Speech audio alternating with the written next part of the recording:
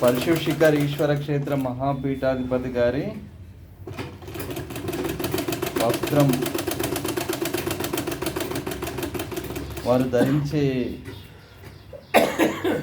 డ్రెస్ని భక్తులు నారాయణ గారు తన స్వహస్తాలతో నిన్నటి నుండి ఈ దుస్తుల్ని ప్రేమపూర్వకంగా వారు కుడుతున్న దృశ్యం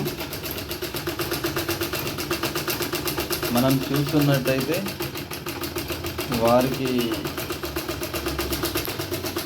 కృతజ్ఞతలు తెలియజేయాల్సిందే. అలాగే గురువు దుస్తుల్ని కుట్టడం అంటే కూడా అది ఎన్నో జన్మల పుణ్యఫలం ఉంటే తప్ప రాదు, కానీ నారాయణ గారికి వచ్చింది.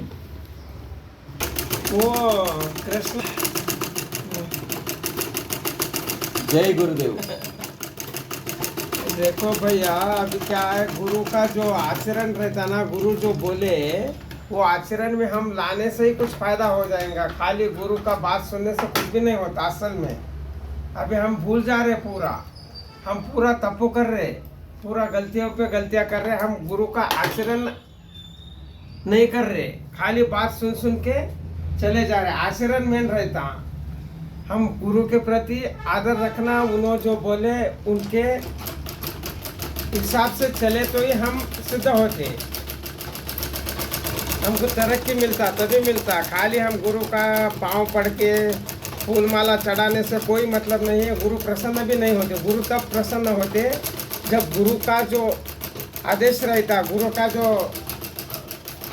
ये रहता, उसका आचरण में लाना, उससे गुरु प्राप्त होते हैं।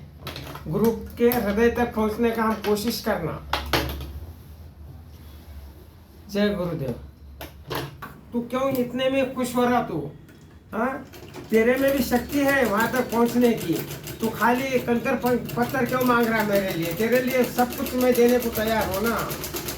हाँ, ये सुनना, ये मेन रखता, ये मायने रखता, तभी गुरु की सेवा का पुण्य हमको मिलता। नहीं तो व्यस्त है, पूरा करके व्यस्त है वो। इसके आवाज हम पूरा बिजनेस में मन लगा के पैसा कमाए वाला तो भी अच्छा है उससे। अगर गुरु के प्रति आदर करना है तो गुरु का आचरण करना ही जरूरी है, बाकी कुछ भी नहीं है। पूरा व्यस्त है। ये बात कड़वा है लेकिन सच है। कड़वा है, थोड़ा चुपता, लेकिन यही हमारे जीवन में मिलता ही नहीं भैया। मेन आचरण ही है भैया। मेन आचरण के सिवाय कुछ भी नहीं है। हम पैसा कमाने में मन लगाए वाला अच्छा है। हाँ, पैसा तो भी कमाना एक करके, इधर उधर क्या करते हम गुरु के प्रति, हम गुरु के दरबार में संसार का बात कर रहे, वो वेस्ट है ना। फिर संसार में रह के गुरु का बात करो ना, तब गुरु मिल जाते हैं ना हमको।